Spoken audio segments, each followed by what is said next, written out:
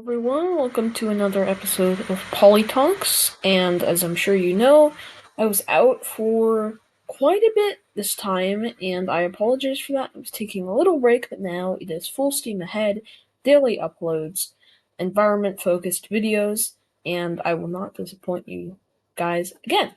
So, for today's video, I will be discussing the environmental views and receptiveness of 2024 Class 1 U.S. Senators up for re-election next year, and what their environmental policies are and how they would rank on an environmental scale.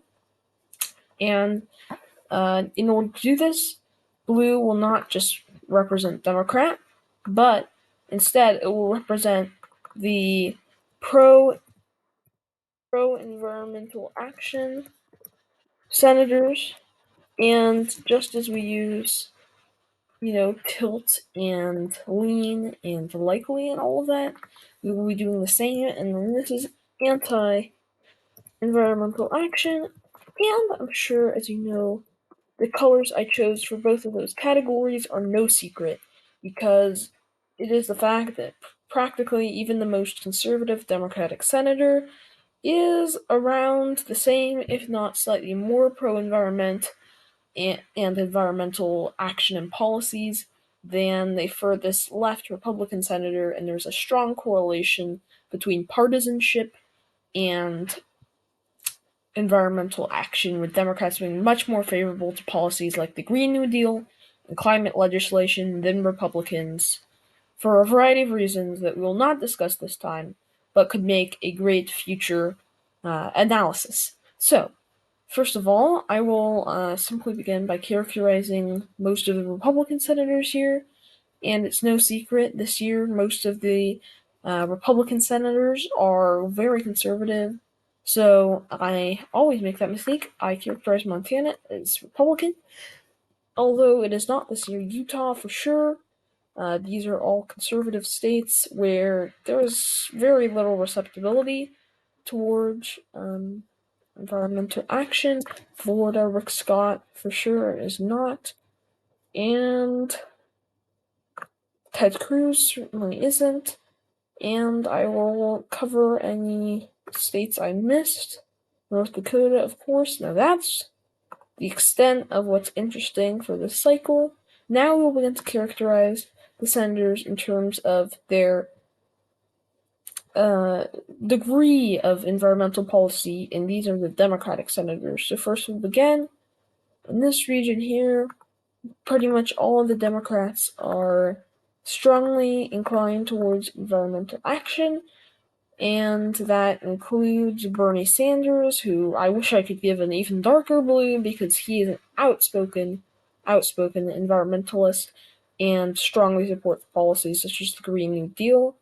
Angus King also is supportive of such policies. Now it gets a little more interesting because we're getting to more conservative states. And we will begin by characterizing the state of New York and Pennsylvania. Chuck Schumer is, while he is not the most progressive Democrat, he certainly supports environmental action. And so does Rick Scott, not Rick Scott, Bob Casey in the state of Pennsylvania. And in Michigan and Wisconsin, in fact, you will begin to notice here that there is actually quite little deviation.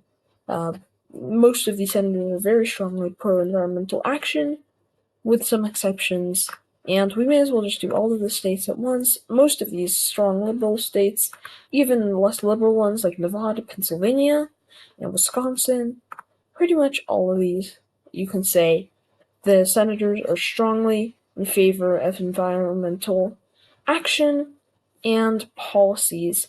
This is where it gets a little more interesting, is where we have Montana, Arizona, Ohio, and West Virginia. It's no secret that these are the four most conservative states on this map, or close to it anyways.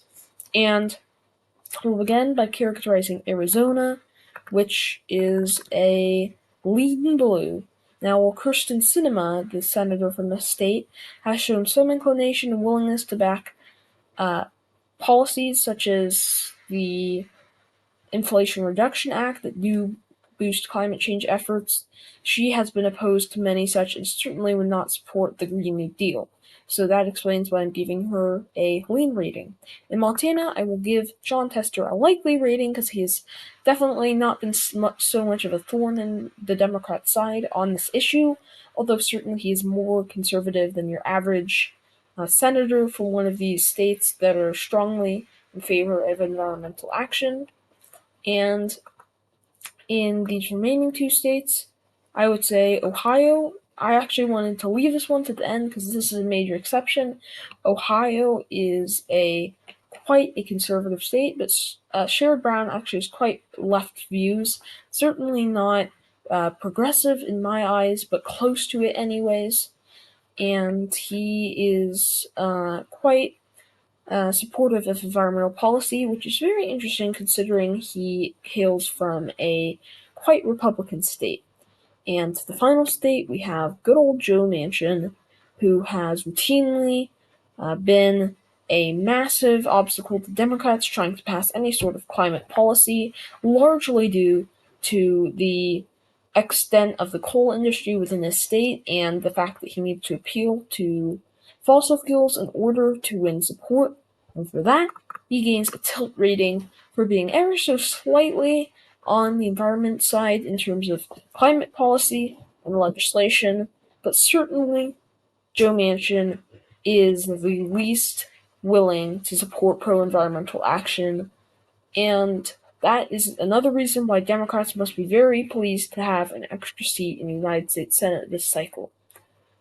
Now, I wanted to end this video by closing on the fact that, interestingly enough, we did see a very strong correlation between the partisanship of the state and their willingness to support environmental policies within the US Senate.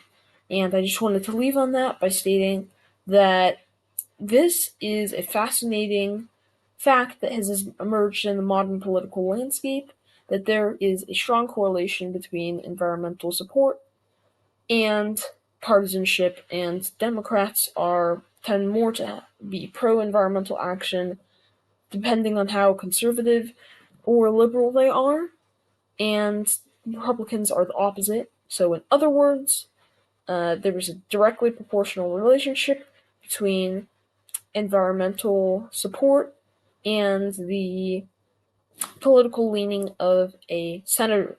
So, I just wanted to conclude on this point because we will be discussing in future videos the history and the background of why this trend has emerged and why there is such a strong correlation when compared to many other issues which may be divisive to senators, such as their views on big tech, etc., etc.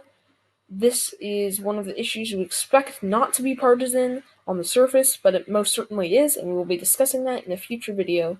So thank you, and I hope you enjoyed this video. See you later.